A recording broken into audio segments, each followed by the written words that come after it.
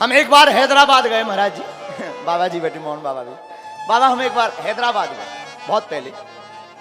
हैदराबाद में एक रेड्डी परिवार है, एक रेड्डी जी हमारे शिष्य थे, अबे भी हैं, लेकिन अब थोड़ा सा डिस्टेंस हो गई।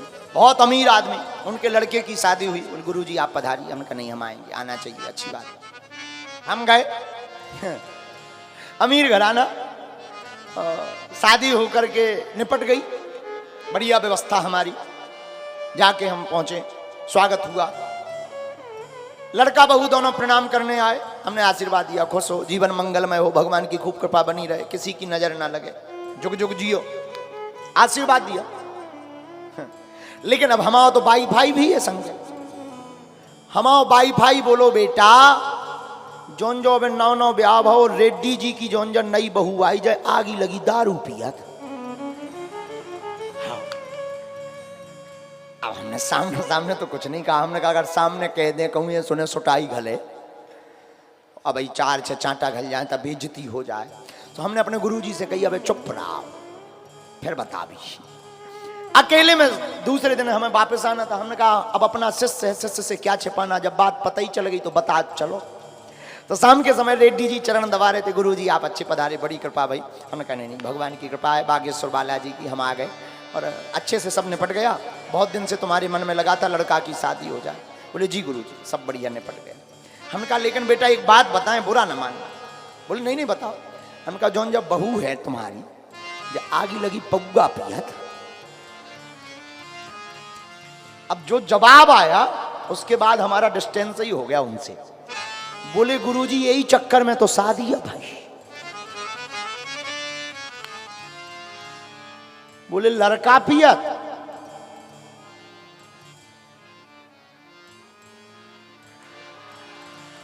और बहू, हम कहा तुम्हें पता है? बोले वही शर्त पे तो शादी भई है। हम कहे जय हो। हम कहा बैग उठाओ हम आओ। बोले कहे हमने पर मन में सोची वे तो बाहर चले गए, हमारा तो मन बड़ो खिन्न हो गया, चाय पीने की भी हालत ना बची। हमने मन में सोचा कि और तो सब ठीक है, कल के दिन इनकी लड़कावारी होंगी। एक तो अंग्रेजी मम्मी, ऊपर से लड़कावारी होने तो मम्मी पीवे वारी, और लड़कन हाँ रोने तो ये मोंगा उन्हें कहे हाँ ये दो ढक्कन पे वादे ने। ले बेटा ते भी पी और सो। ऐसा जमाना अपने भारत में आ गया। हमें बड़ी शर्म आई। हम सुबह ट्रेन थी हमारी, हम रात को ही 12 बजे, हमने कहा हम पहले ही पहुंच जाते हैं, कई बार रेल जल्दी आ जाती है। रेड्डी जी हम पहले ही जा रहे हैं, क्योंकि हमें दो प्रकार से डर लगो। एक तो जो कि कहाँ धर्म भ्रष्ट कर रहे, पता चल ही गया है, अब पानी पीना भी बेकार है, तो कौन धर्म भ्रष्ट करे। और दूसरा कहीं अगर इनने बहुआ बता दो तो बहुआ इतने मानने। हमने कहा गुरु जी बैग उठाओ कर लो, हो गई शादी। उसके बाद हमने इतनी कथन में बोली कि रेड्डी जी जौन फोन लगाते उलो बंद कर दो। ऐसे ही एक बार और मुंबई में कथा हुई बहुत पहले, जुहू में। जुहू है एक जगह, वहां जुहू में कथा हुई। उन्होंने हवेली बनाई, हवेली के भीतर ही कथा हुई। ऊपर हमारा निवास, नीचे उनका परिवार रहता था, यजमान जी का। कथा करते थे हम, शाम की टाइम कथा, दिन भर बैठे, भोजन भजन, माला जाप पढ़ना, यही काम था। एक दिन सुबह सुबह हम पूजा करके नीचे उतरे तो सामने किचन थी, तो वो उनकी बहू आई। गुरुजी प्रणाम। हमने कहा खुश रहो। गुरुजी चाय पियेंगे? हम कहा हाँ बेटा चाय बना। सामने वो रसोई दिख रही थी, किचन। वो रसोई में गई, चाय बनाई। हम बैठे बैठे भजन कर रहे थे, परिवार उनका आके बैठ गया, बातें कर रहे थे, चर्चा कर रहे थे। सामने ही नजर थी, रसोई थी सामने, चूंकि वहीं उन्होंने बिस्तर डाल दिया, बैठने का डाल दिया। हम क्या देखते हैं कि वो रसोई बनाऊ बनाऊ बिटिया क्या करे कि वो चाय लेवे और चाय ऐसी हाथ पे डाले, चरणामृत ससुर का लगा है। एक बेर नहीं, उन्हें ऐसो करो, फिर उन्हें शक्कर कर डाली, और फिर उन्हें ऐसो खटर पटर करो, डंका ऐसो उठा उठा के, और फिर उन्हें ऐसी तनक लाई चम्मच से, और फिर हमारा दिमाग खराब हो गो। सामने तो नजर आती ही थी, सामने ही हम बैठे तो सामने बैठे तो सामने दृष्टि भी पड़ रही थी। तो जब वो चाय लेकर आई, हम कहा बेटा चाय पहले तेई पी लिए। वो बोली मतलब गुरुजी? हम कहते हैं बेटा जो चरणामृत सिखाया पियत पहले तेई पी। हम कह ले ते पी बेटा, ते पी ले, बाद में बचे तो हमें पूछ ले। बोली गुरुजी नहीं नहीं नहीं नहीं, वो हम चाय नहीं पी रहे थे, हम चेक कर रहे थे स्वाद कैसा है, मीठी कम तो नहीं है। अरे हमका स्वाद भी करना है तो मैं तो कम से कम कप में ले लेती, बाहर निकल आती, फिर पीती, फिर हाथ धोती, फिर शक्कर डालती। वही में तूने सुरका लगा लो, वही हाथन से शक्कर डाल दी, हद हो गई। तो विचित्र बात है, ऐसा तुम्हें नहीं करना चाहिए, इससे पाप लगता है, दोष लगता है, तो पाप लगेगा। तो पतो है बक्का कह रही, बोले गुरुजी हम तो कई बार सब्जी ऐसे ही बना के इन्होंने खवा दी थे। जय हो माता, जय हो। फिर हमने बाद में उसको नाम दिया मॉडर्न बहू। मॉडर्न बहू। तो पहले के जमाने में ऐसा होता था कि पति जब तक भोजन न कर ले तब तक पत्नियां नहीं पाती। आज के जमाने में बच जाए तो पति को, ऐसा है नहीं, हंसी की बात, विनोद की बात। खैर विदिशा की माताएं ऐसी नहीं हैं, ये बात अलग है कि ये कहीं और की हैं, श्रीलंका की हैं, यहां की तो साक्षात देवी हैं।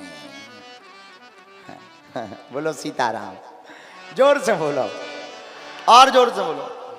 तो गोपियां कथा सुनाती हैं भगवान कृष्ण को कि आप जब से आए प्रवचन सुना रहे, हमारी भी सुनो। भगवान बोले सुनाओ। बोले एक ब्राह्मण थी, एक ब्राह्मणी बड़ी पतिव्रता, पहले पति को भोजन कराती, फिर खुद भोजन करती, पहले पति को सुलाती, फिर खुद सोती, पति के चरणों की सेवा करती। और चरणों की सेवा करना भी चाहिए, आजकल तो केवल जेब की सेवा होती है।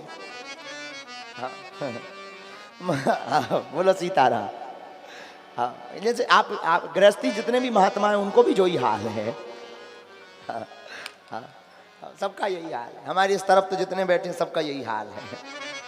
भगवान की अभी बड़ी कृपा है हम पे कि हम इन सबसे बचे हैं। ये हनुमान जी की अहेतु की कृपा कह सकते इसको। तो ब्राह्मणी बड़ी पतिव्रता। अब गोपियां कहती ठाकुर जी ध्यान से सुनना। भगवान बोले जी जी बताओ। महाराज एक बार ब्राह्मण ने कहा देवी हमको परदेश जाना है कमाने के लिए, तुम घर पे रहना। तो ब्राह्मणी रोने लगी। क्यों? महाराज आप परदेश जाएंगे, हमारा पतिव्रत धर्म नष्ट हो जाएगा, क्योंकि आपको भोजन कराए बिना हम कर नहीं सकते, आपको सुलाए बिना हम सो नहीं सकते, तो आफत होगी महाराज, हमारा धर्म नष्ट हो जाएगा। आपको परदेश जाना है तो जाओ, रोक नहीं सकते, आपकी आज्ञा है। तो गोपियां बोली महाराज, ब्राह्मण ने जवाब दिया देवी चिंता मत करो, हम अपनी एक मिट्टी की मूर्ति बना देते हैं, जब तक हम नहीं रहेंगे तब तक मिट्टी की मूर्ति को ही हमको मानकर पूजा करना, भोजन रख देना, भाव में पवाना, चरणों की सेवा करना। फिर जब हम आ जाएंगे तो तुम्हारा धर्म भी बचा रहेगा, हमारी आज्ञा है, हम परदेश भी हो आएंगे। गोपियां बोली ध्यान से सुनना। भगवान बोले जी गोपी। गोपियां बोली महाराज पति परदेश चला गया, मिट्टी की मूर्ति की पूजा रोज करने लगी, थाली रखे, मन में भाव करे कि अब हम पति को खिला रहे, चरणों की सेवा करे, फिर सोवे, फिर खुद भोजन करे, वह बचा हुआ जो प्रसाद है प्रसाद पावे। एक दिन एक घटना घटती है, वह ब्राह्मणी भोजन करवा ही रही थी, तब तक दरवाजे पर खटखट की आवाज आई। पूछा ब्राह्मणी ने कौन? तो बाहर से आवाज आई मैं तुम्हारा पति हूं। अच्छा अच्छा। लेकिन अब ब्राह्मणी बड़ी चिंता में पड़ गई, क्योंकि अभी अभी भोजन का निवाला हाथ में लिया और मिट्टी के मूर्ति रूपी पति को खिला रही थी। अगर वो निवाला छोड़कर जाती है तो पति पर धर्म नष्ट होता है, और दरवाजा नहीं खोलती है तो असली पति बाहर खड़ा है तो पति पर धर्म नष्ट होता है। गोपियां हाथ जोड़ के बोली अब आप उपाय बताओ भगवान कि यह ब्राह्मणी बिचारी करे तो करे क्या, कि इसका पतिव्रत धर्म नष्ट ना हो, बच जाए। भगवान मुस्कुरा कर बोले कौन सी बड़ी बात, मिट्टी की मूर्ति है चित्र, चित्र की पूजा तब तक करनी चाहिए जब तक चरित्र के रूप में कोई ना होवे, शेष बची हुई पूजा अपने असली पति की करनी चाहिए, इससे पतिव्रत धर्म नष्ट नहीं होगा। सब गोपियां चरणों में भगवान के लेट गई। भगवान बोले ये क्या है? गोपियां बोली यही तो हम कर रहे। अभी आप प्रवचन सुना रहे थे, पति कैसा भी हो छोड़ने पर नरक की गामनी होती है। महाराज हम भी वही कर रहे। संसार के पति हैं मिट्टी के पति, आप हैं परम पति। हमने आपको पकड़ लिया है, अपने संसार के पतियों को छोड़ करके हमने क्या गुनाह किया है?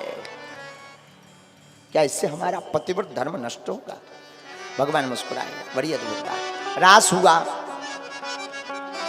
रास के बाद रास के मध्य में ही वियोग हुआ। अभिमान आ गया गोपियों को, भगवान तो हमारे हैं। एक बात यहां पूरी सुनो, भगवान हमारे हैं ये तो बहुत अच्छी बात है, लेकिन भगवान केवल हमारे हैं ये बहुत गलत बात है।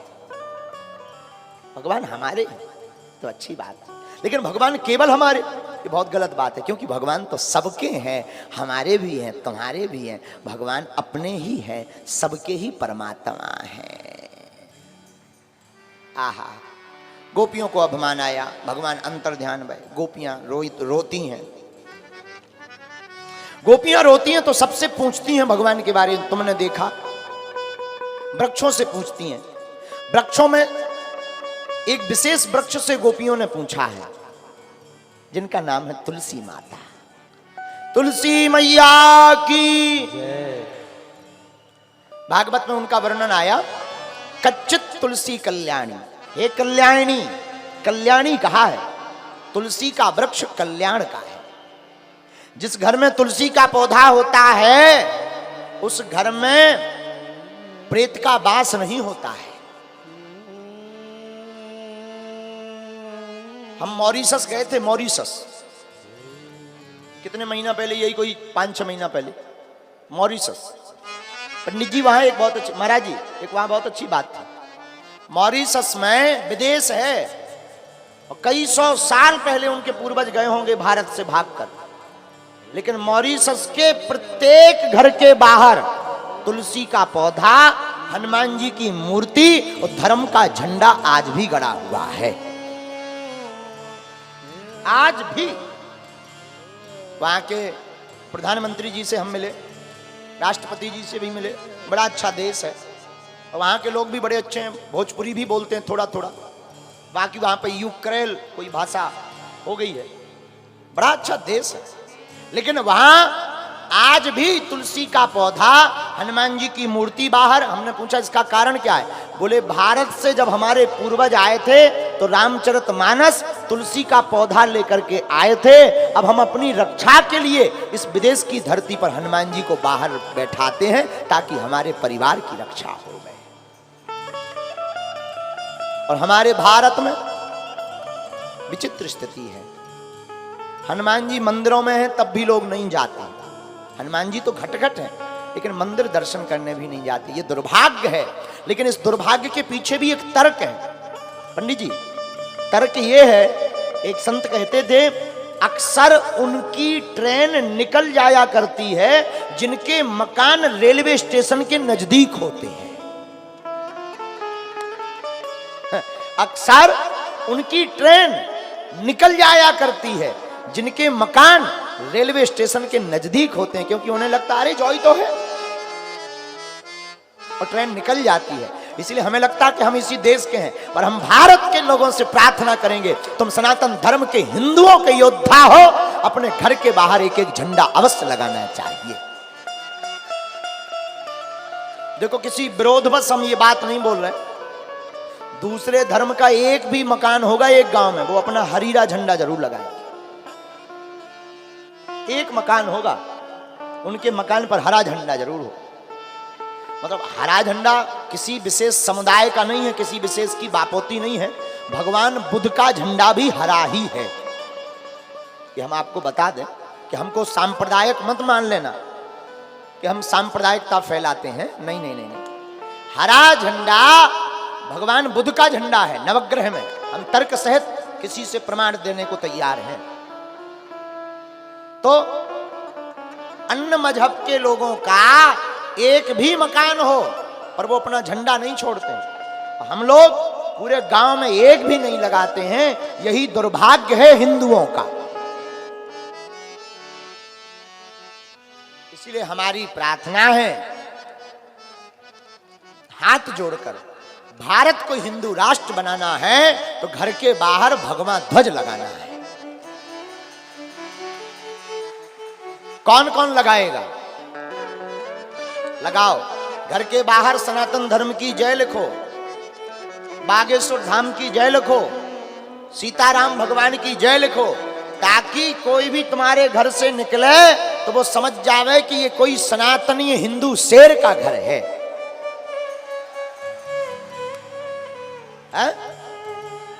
बहुत आवश्यक है। अब वो मुर्दा है। लोग हमसे कहते कि आप दंगा फैलाते हो। हमने कहा अपने बाप को बाप कहना अगर दंगा फैलाना है तो तुमसे बड़ा कोई मूर्ख नहीं होगा। अरे हम किसी की बुराई कर रहे हो, किसी धर्म के विरोध में बोल रहे हो तो बात कही जाए। हम सनातन धर्म के हो जब तक जिएंगे। लोग कहते आपके दुश्मन बहुत हो गए। हम कहते कि जितने हैं उतने और हो जाएं, लेकिन मरते दम तक हम सनातन हिंदुत्व की बात नहीं छोड़ेंगे। जिसको हमसे डर लगता हो लगने दो, हमें डर नहीं है। इसलिए हमारी प्रार्थना है प्रत्येक हिंदू, किसी कथा में हम बोल रहे थे मुंबई में, जिस दिन भारत का 25 करोड़ हिंदू घर से बाहर तिलक लगा करके रोडों पर निकलेगा, बसों पर चलेगा, ट्रेनों में जाएगा, ऑफिस में बैठने लगेगा, नौकरी पर ड्यूटी करने लगेगा, उसी दिन भारत हिंदू राष्ट्र घोषणा की ओर हो जाएगा। उसी दिन मात्र 25 से 30 करोड़ हिंदू। लेकिन दुर्भाग्य यह है कि आज हिंदू ही हिंदू को खा रहा है। कोई हिंदुत्व की बात करे तो उसको ऐसे षड्यंत्रों में फंसाकर FIR करवाकर उसको बर्बाद किया जाता है कि वो फिर लौट कर उठने लायक नहीं बचता। लेकिन हम तो व्यासपीठ पर प्रण करके कहते हैं अब आपकी बारी है। हमने तो कमर कस ली,